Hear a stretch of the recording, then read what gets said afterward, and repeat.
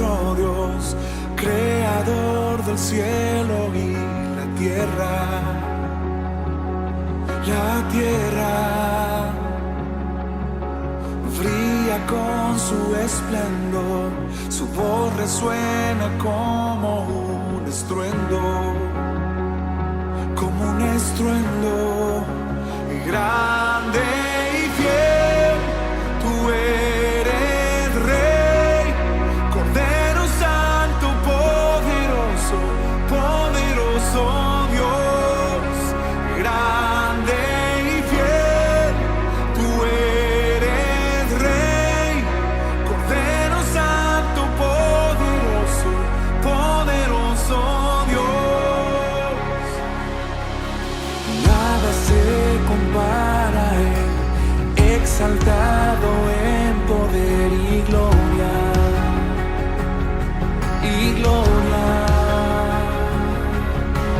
Todo reino y nación se rinden en adoración. Tú reinas, grande y fiel, tú eres Rey, Cordero Santo, poderoso, poderoso Dios, grande y fiel, tú eres Rey, Cordero Santo, poderoso, poderoso Dios.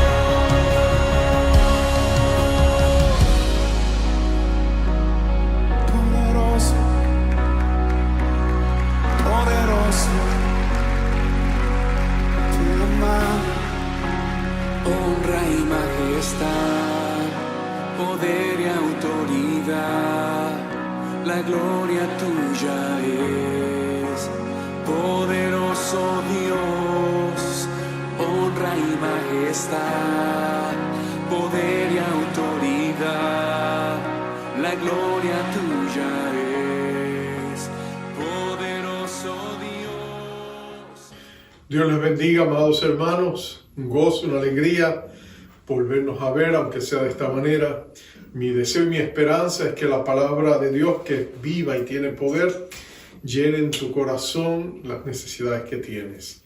Y que la presencia de Dios se manifieste en su palabra para bendición tuya y de tu casa. Te invito a abrir los evangelios, el evangelio según San Lucas, el capítulo 5, y vamos a leer del verso 1 hasta el verso 11, palabra de Dios.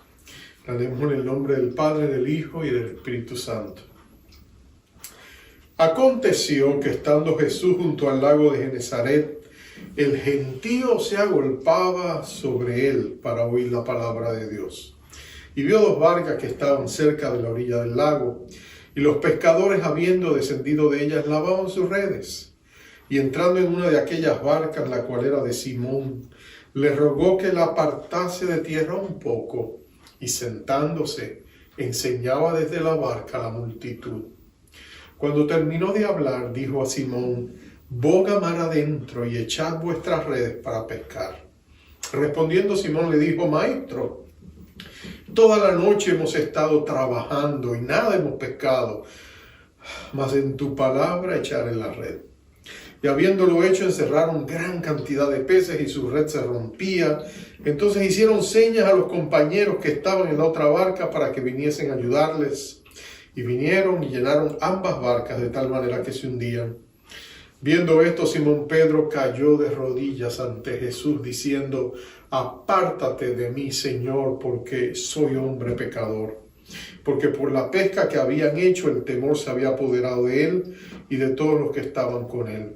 Y asimismo de Jacobo y Juan, hijos de Zebedeo, que eran compañeros de Simón. Pero Jesús dijo a Simón: no temas, desde ahora serás pescador de hombres.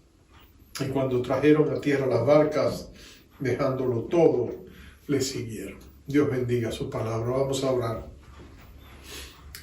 Padre, recibimos tu bendita palabra en esta hora.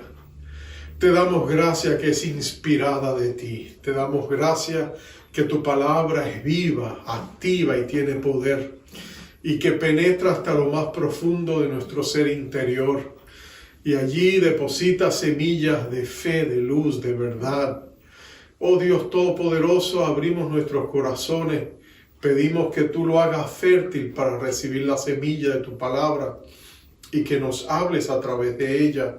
Traiga fe, esperanza, fortaleza, amor, nuevos bríos, convicción de pecado, lo que sea necesario, con tal de que acerque nuestro corazón al tuyo y lo bendiga, Señor, por el poder de esta palabra viva. Te lo pedimos en el nombre que sobre todo nombre, el nombre precioso de Jesucristo. Amén. Amén y amén. Henry Ford, el inventor de los famosos automóviles, ¿no es cierto?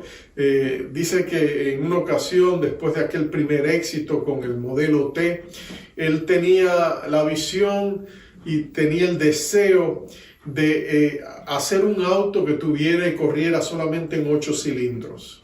Él llevó la idea en su gran fábrica donde estaban sus mejores ingenieros y le dijo: miren, este es el fin que busco. Yo deseo que me produzcan un automóvil que tenga 8 cilindros en un solo bloque. Y deseo que lo hagan. Y sus ingenieros le dijeron: señor Ford, eso es imposible. No se puede hacer. Así que él, no dándose por vencido, fue y contrató a un grupo de nuevos ingenieros recién graduados de universidades. Y en vez de llevarlo a esa fábrica donde tenía todo lo último en creatividad y todo lo que tenía que ver con automóviles, los llevó al laboratorio de Thomas Alva Edison, el gran inventor, y les pidió, hizo arreglos para que ellos tuvieran un lugar donde trabajarían, y les dio una meta, un fin. Les dijo: deseo que trabajen y produzcan y se inventen cómo el auto puede funcionar con 8 cilindros. Ellos trabajaron por largos meses, más de 24 meses. Al final de estos 2 años, ellos le dieron la buena noticia de que lo habían logrado. Y por supuesto, el auto de 8 cilindros revolucionó la industria automotriz. Y el modelo Ford llegó a alcanzar más fama y renombre que lo que había tenido hasta ese momento. Él había aplicado, Henry Ford, un gran principio de liderazgo. Empieza con el fin en mente, y había movido todos los recursos en esa dirección y había logrado su meta y su objetivo.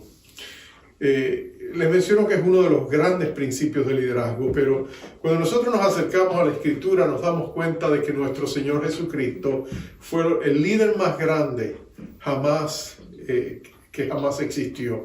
Él fue el hombre que tenía la visión más clara de lo que quería hacer. Y nosotros nos preguntamos, mirando los evangelios, ¿cuál sería el fin, la meta que Jesús buscaba?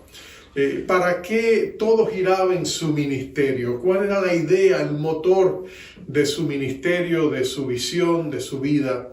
¿En qué consistía? ¿Hacia dónde se movía Jesús? Algunos pensarían, bueno, Jesús indudablemente se movía a la meta y era la cruz. Porque, por supuesto, en la cruz Jesucristo triunfa sobre todas las fuerzas del mal. En la cruz Él derrota a Satanás y lo exhibe públicamente. En la cruz Él triunfa sobre el pecado, triunfa sobre la muerte, triunfa sobre el mundo, triunfa sobre la enfermedad. En la cruz está su victoria definitiva. Él toma un instrumento que era símbolo de la ignominia, la vergüenza, la derrota, y lo trasciende, lo transforma y lo convierte en un símbolo de triunfo para la fe cristiana. Pero sin embargo, a pesar de la importancia de la cruz, la vida y el ministerio de Jesús no termina en la cruz. Si hubiera terminado en la cruz, Jesús hubiera sido solo un mártir, y su influencia y su impacto hubiera sido disminuido increíblemente. Porque si allí hubiera acabado todo, Jesucristo hubiera sido solo un buen hombre que fracasó en su intento. Pero la vida de Jesús no se detiene en la cruz. Quizás digan, pues sin duda alguna, la tumba vacía, la resurrección. Y otra vez la resurrección es uno de los grandes pasos en el camino de Jesús, es uno de los pasos más trascendentales. Pablo decía en 1 Corintios 15, si Jesús nos resucitó entre los muertos, vana es nuestra fe. Pedro dice que por la resurrección de Jesucristo nosotros hemos renacido a una esperanza viva. La resurrección de Jesucristo sin duda que tiene un poder significativo y sin embargo la vida de Jesús no termina en la resurrección, ni en la ascensión, ni en la exaltación a la diestra del Padre. Él continúa adelante con su visión. ¿Sería acaso el regreso, la segunda venida de Jesús? Tampoco creemos que se trataba de eso. Entonces, ¿qué meta tenía Jesús que incluye todos esos pasos cruciales y significativos que va más allá de lo que hemos mencionado? Bueno, cuando tú miras la Escritura, es evidente que la meta de Jesús era, por supuesto, redentora. Hay un pasaje de la Escritura que nos da a nosotros un vistazo, un vislumbre de cuál era el propósito o el fin del ministerio de Jesús. Y ocurre al comienzo de su ministerio. Jesús ha entrado al templo por primera vez después que ha sido inaugurado y comisionado y bautizado por Juan el Bautista. Y él llega allí, tú sabes que él limpia el templo por primera vez. Lo hace 2 veces, al principio y al final de su ministerio, según Juan. Pero los evangelios sinópticos aparecen al principio, la primera vez que lo hace. Y tú sabes que él echa fuera a todos los cambistas y los líderes religiosos vienen y lo confrontan y le dicen, pero ¿cómo tú puedes hacer esto? ¿Qué autoridad tú tienes para hacer esto? Y querían que si era el Mesías que lo declarara en ese momento. Y tú sabes que Jesús dice aquella enigmática declaración que deja a los líderes confundidos. Jesús le dice, destruyan este templo y yo lo levantaré, lo volveré a edificar en 3 días. Y todos se quedan asombrados, algunos se ríen, se burlan, dicen, pero Herodes le tomó 46 años hacer este gran templo y tú dices que en 3 días tú lo levantas. Y entonces el comentarista, el evangelista que lo escribe dice, pero él se refería a su cuerpo. Y estaba evidentemente señalando que en 3 días él resucitaría entre los muertos. Pero cuando hablamos del cuerpo de Cristo, evidentemente con la amplitud de todo lo que la Escritura significa, es evidente que el cuerpo de Cristo se refería a algo mucho más allá que su resurrección. Porque el cuerpo de Cristo es la iglesia.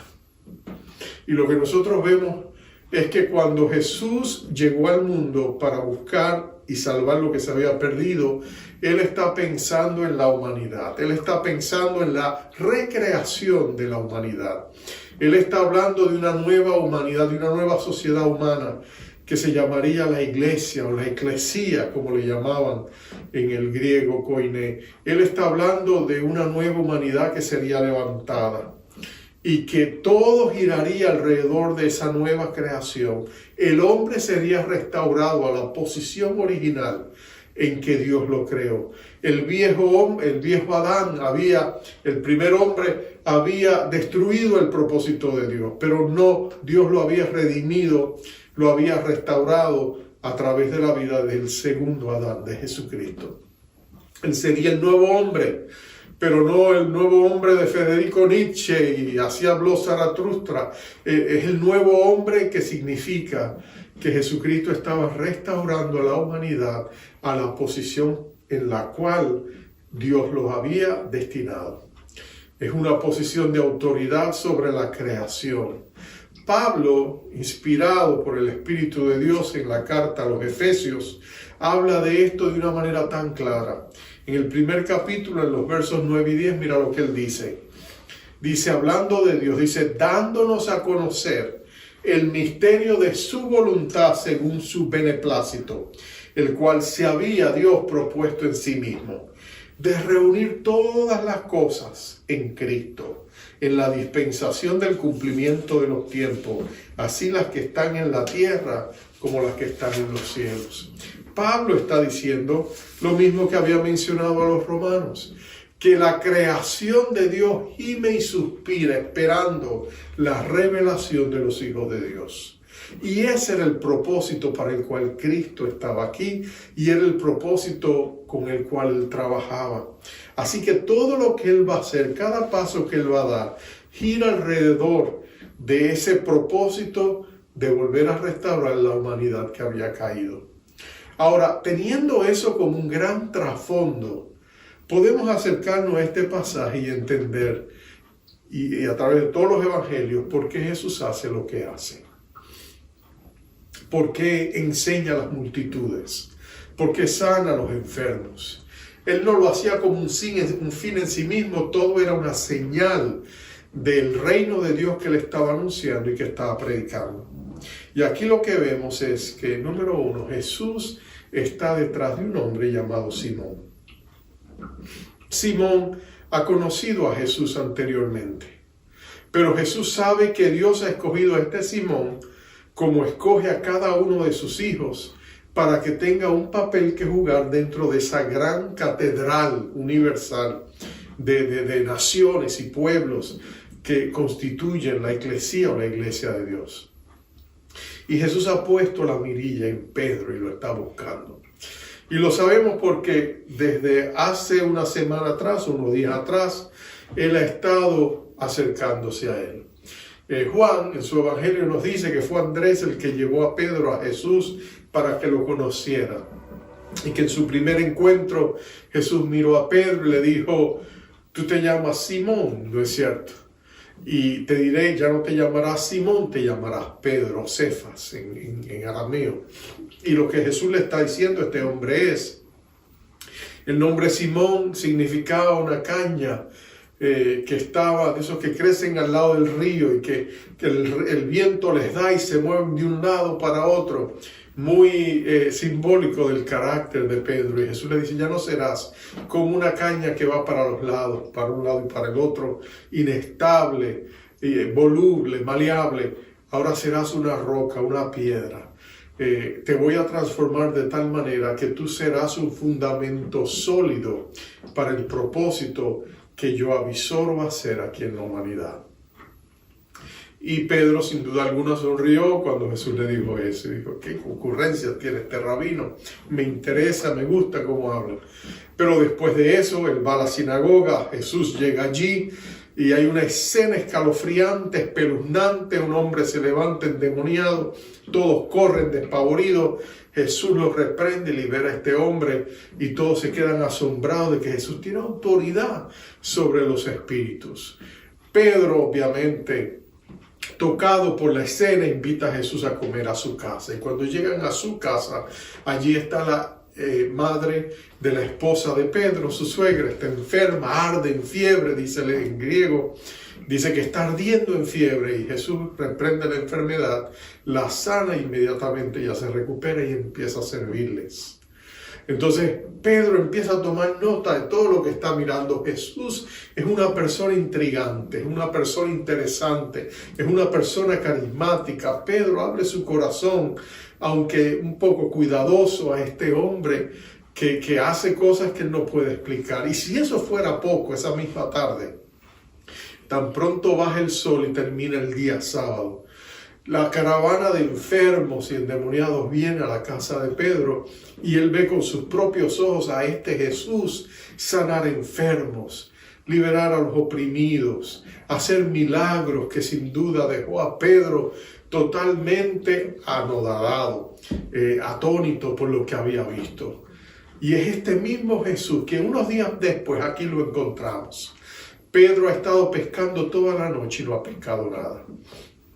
Así que cuando Jesús se aparece, él se encuentra con él y lo encuentra cansado. Jesús le dice, Pedro, tengo esta multitud que me acompaña, quieren que les enseñe, necesito una plataforma donde pararme, puedo usar tu bote. Y Pedro, que en ese momento está ocupado limpiando las redes, le dice, sí Señor, por favor, úsalo. ¿Cómo decirle que no a alguien que él está totalmente admirado de él?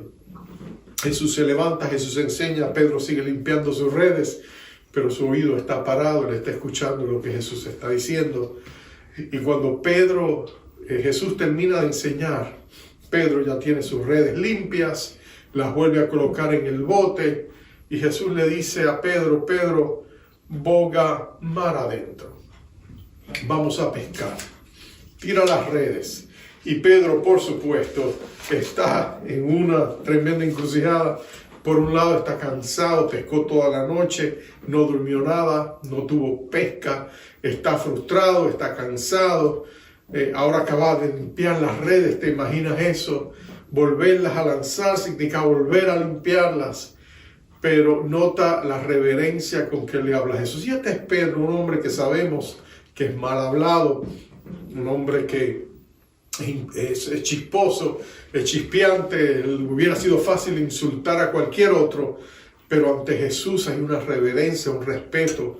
Él le dice: Señor, yo sé que no vamos a pescar nada, mas en tu palabra echaré la red. Y eso es exactamente lo que se salen a la mar. Jesús les dice: tíralas aquí. Pedro las lanza sin esperar nada, sin fe alguna en que algo va a suceder, más por obediencia que por fe. Y por supuesto, conocen la escena, los peces abarrotan la red, tanto así que la rompen y él tiene que llamar a otros, Santiago, Juan, que traigan su barca, y se llenan 2 barcas en la pesca más productiva que Pedro jamás había tenido en la vida hasta ese momento. Tú sabes lo que sucede. Ahí encontramos, por supuesto, a Pedro increíblemente impactado. Después que ellos traen las redes, hacen lo que tienen que hacer, Pedro cae postrado ante los pies de Jesús y le dice casi en advertencia: Señor, apártate de mí, soy hombre pecador. Lo que él le está diciendo a Jesús es: ¿qué quieres hacer conmigo, Dios? ¿Qué estás buscando de mí? Yo no sirvo para lo que tú quieres hacer. Tú no me conoces. Tú no sabes las luchas internas que yo tengo. Tú no sabes que yo no sirvo para lo que tú quieres. Tú no entiendes que yo voy bajando una cuesta con los frenos metidos en mi bicicleta y que no quiero aceptar esto porque no me siento capaz de hacerlo. Jesús responde a las palabras de Pedro y le dice: Pedro, no estoy buscando a los capaces, ni a los que se creen más santos que los demás. Estoy buscando hombres y mujeres pecadores como tú, pero no pierdas la esperanza, porque voy a hacer de ti un pescador de hombres.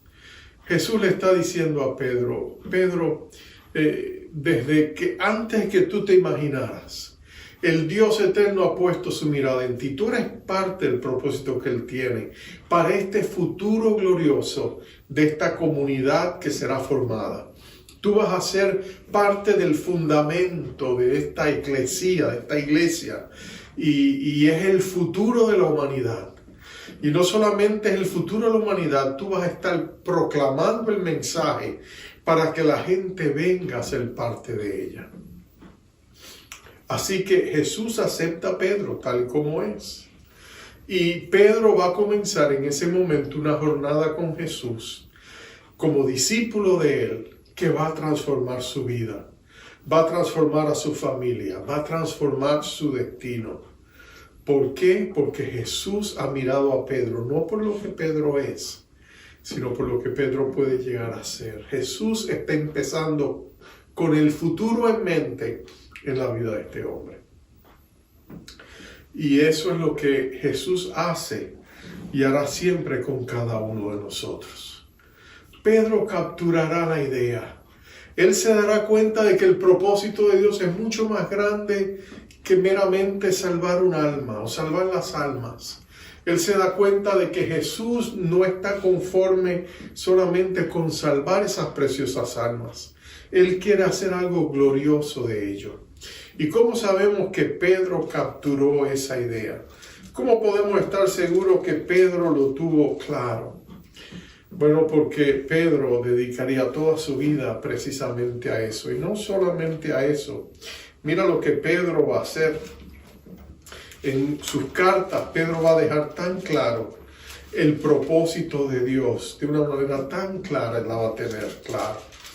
Si tú recuerdas, hacia el final del ministerio de Jesús, después de estar 3 años y medio con Pedro, Él les va a hacer una pregunta. Lucas nos dice que después de haber orado, Jesús los va a mirar a ellos y les va a decir en las postrimerías de su ministerio: ¿quiénes dicen el mundo y la gente que yo soy?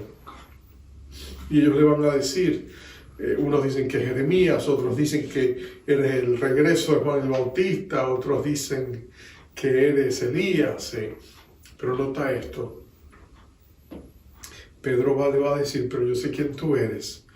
Tú eres el Cristo, el Hijo del Dios viviente. Y entonces él le va a decir, Pedro, esto no te lo ha revelado ni carne ni sangre, sino mi Padre que está en los cielos. Y sobre esta declaración que tú has hecho, yo voy a edificar la iglesia. Y yo voy a ser la piedra angular de esta iglesia. Pero esa declaración será la clave para que todo el mundo pueda venir a mí y reconocer que yo soy el Cristo, el Hijo del Dios viviente. Pedro va a utilizar esa misma imagen de la piedra y va a dejar bien claro que él tenía con meridiana luz en su mente claro que Jesús era la piedra angular. En su carta, en el 2 capítulo, él les va a decir estas palabras, les va a decir, acercándose a él, a Cristo, piedra viva, desechada ciertamente por los hombres, mas para Dios escogida y preciosa. Pero nota que él reconoce que Cristo es esa piedra viva, esa piedra angular, esa piedra que como la piedra de Oreb transmite vida, como la piedra de Oreb trajo vida a través del agua que brotó de ella. Pero nota que la visión de Pedro era mucho más amplia que solamente ver a Jesús como esa piedra angular. Él le va a escribir a los hermanos de estas iglesias alrededor del Ponto y les va a decir, vosotros también, como piedras vivas, sed edificados como casa espiritual y sacerdocio santo, para ofrecer sacrificios espirituales aceptables a Dios por medio de Jesucristo. Mira lo que Pedro está diciendo. Él dice, la iglesia es una casa espiritual que está siendo edificada, donde cada uno de nosotros somos una piedra viva, porque hemos recibido la vida de Jesús. Y nota que dice, hemos sido llamados a ser sacerdotes, hemos sido llamados a ser sacerdotes para ministrar a la presencia de esta piedra viva que está en medio nuestro, Jesucristo mismo, pero también una piedra viva porque ofrecemos esos sacrificios espirituales, sacrificios de alabanza, sacrificios de júbilo, sacrificios de acciones de gracia, sacrificios del corazón que se acerca a Dios, sabiendo que ahora estamos en una nueva relación con Dios por la obra redentora de Jesucristo. Y somos la iglesia, la catedral de las naciones, porque la iglesia estaría compuesto de gente de todos los pueblos y naciones del mundo.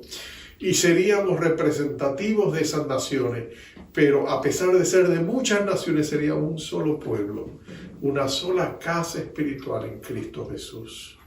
Entonces él va a ir en los siguientes versos, versos 9 y 10, él va a ir de la identidad de esta iglesia al propósito de esta iglesia, que nos llevaría eventualmente al destino. Y en el verso 9 él dice, mas vosotros sois linaje escogido, real sacerdocio, nación santa, pueblo adquirido por Dios. Esa es nuestra identidad. Somos la aristocracia del cielo, somos la nueva humanidad, somos el nuevo pueblo que Dios ha levantado. Es la restauración de la humanidad a la posición para la cual Dios nos había visorado. Pero entonces note el propósito, para que anunciéis las virtudes de aquel que os llamó de las tinieblas a su luz admirable. En otras palabras, nuestra identidad nos da un propósito. Y ese propósito es anunciar a Dios, anunciar a Jesucristo, anunciarle al mundo todo lo que Dios ha hecho, su corazón, su amor por cada uno de nosotros, para que ellos también vengan y sean parte del cuerpo de Cristo.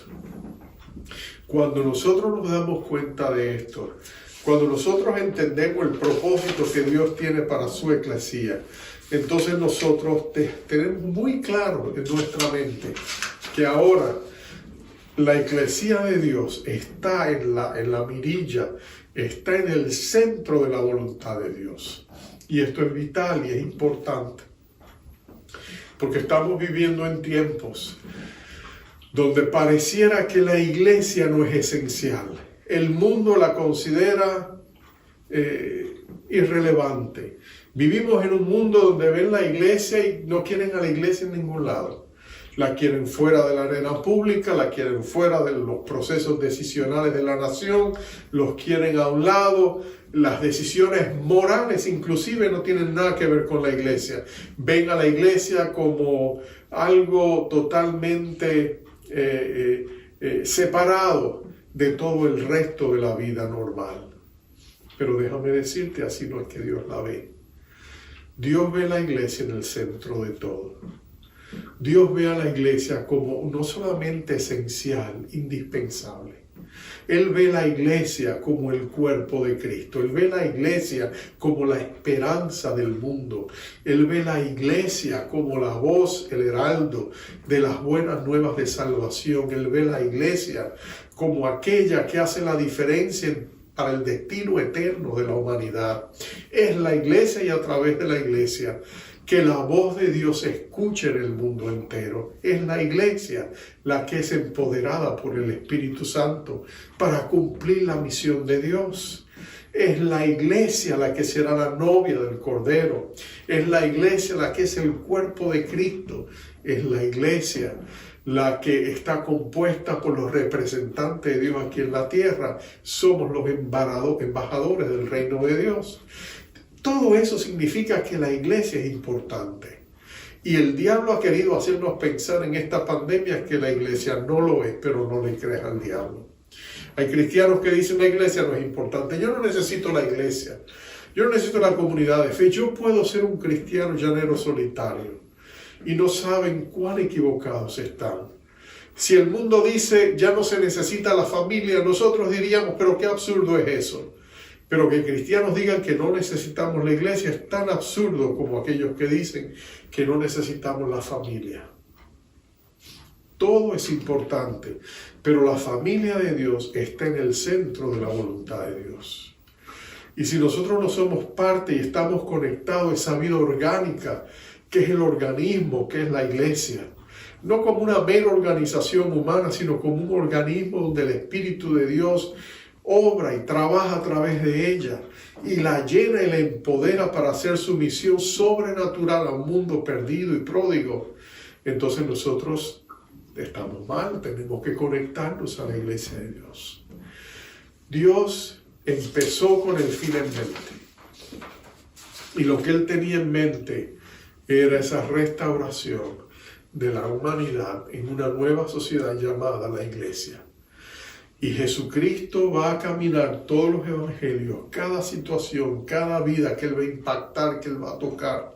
Todo eso es parte de esa visión final, del fin que Él tenía en mente, de restaurar a este mundo caído, lleno de personas sufrientes, de corazones quebrantados, de pobres desconsolados, de personas oprimidas, de personas esclavizadas al pecado. Todo lo que Jesús va a hacer es traer liberación para que puedan incorporarse a ese gran pueblo de Dios que es la iglesia, amados. Entonces yo te pregunto, ¿dónde estás tú en relación al cuerpo de Cristo? ¿Dónde estás tú en relación a lo que Dios está haciendo? Porque pensar que puedes crecer separado de la iglesia y mantenerte en el fuego y en la voluntad de Dios es absurdo. Somos todos parte. Tú sacas un pedacito de madera del fuego y se apaga, ¿no es cierto? Pero unidos podemos seguir adelante porque Dios aún está por revelar.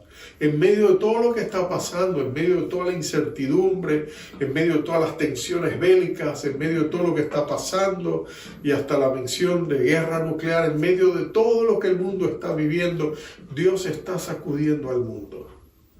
Y hay agendas y conspiraciones de gente que quiere mover al mundo en su dirección. Hay agendas globalistas y hay gente que piensa que ellos, porque son importantes, oligarcas que tienen dinero, tienen el derecho a gobernar al mundo. Pero déjame decirte, eso va a cambiar.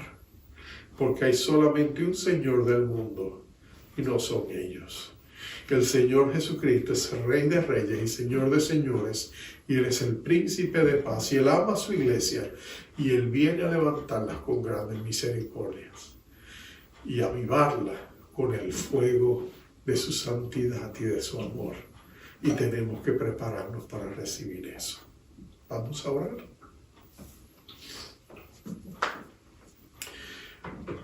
Oh Padre amado, qué precioso es saber de que somos parte de algo que es mucho más grande que nosotros. Señor, qué fácil es mirarnos a nosotros con los lentes humildes y pequeños, de sentirnos insignificantes en este mundo, insignificantes aún en la vida de tu iglesia, sentirnos que somos un cristiano más, que no contamos para mucho. Oh Dios, pero si pudiéramos capturar la visión que tú tienes para tu iglesia, si pudiéramos por un instante vernos con tus ojos de amor, si pudiéramos vernos en el valor que tú nos imputas, si pudiéramos vernos como lo que tú nos consideras, hijos amados y deseados, comprados a tan alto precio, la sangre preciosa del Hijo de tu amor. Si nosotros pudiéramos vernos que tú anhelas empoderar tu iglesia, llenarnos de dones, de talentos, de las inescrutables, inagotables riquezas en Cristo Jesús, para que cumplamos la misión que tú nos has dado. Oh Dios, danos una visión más grande que nosotros. Permítenos conectarnos con tus propósitos. Permite que nosotros nos veamos no por lo que nosotros pensamos que somos, sino por lo que tú dices que somos. Echa atrás la oscuridad. Levanta tu iglesia con grande misericordia después de la calamidad de esta terrible pandemia y de todo lo que ha suscitado, Señor, en medio de estas agendas diabólicas que se están tratando de realizar. Señor, ven, avergüenza el mal, establece el bien, afirma tu iglesia, bendice a tus hijos, guárdanos del mal y depón a todos aquellos que se han levantado contra ti y contra tu ungido.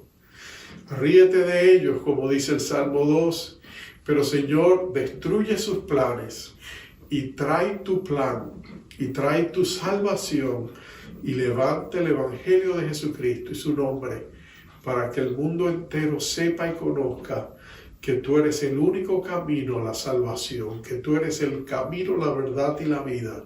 Y nadie viene a ti sino a través de Cristo Jesús, la cabeza de su cuerpo, que es la iglesia. Mira las situaciones personales e individuales de mis hermanos. Mira las luchas que están enfrentando en sus trabajos, en sus hogares, en sus familias.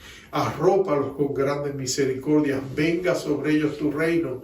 Pon en ellos hambre y sed de ti para que tú te reveles a ellos con el poder y la gracia con que les amas. Y permite que ellos puedan levantarse si lo necesitan a un nuevo nivel y a una nueva vida en Jesucristo, empoderado por su Espíritu, arropado por su gracia, impelidos por su amor. Ayúdanos a cumplir el propósito para el cual nos pusiste aquí. Te damos a ti la gloria y la honra por los siglos de los siglos, amado Señor. En Cristo Jesús. Amén. Amado hermano, te envío, como siempre, con la bendición acostumbrado. Jehová te bendiga, te guarde. Jehová haga resplandecer su rostro sobre ti y tenga de ti misericordia. Jehová alce sobre ti su rostro y ponga en ti paz. Dios te bendiga. Te amo, Dios. Tu amor nunca me falla. Mi existir en tus manos está.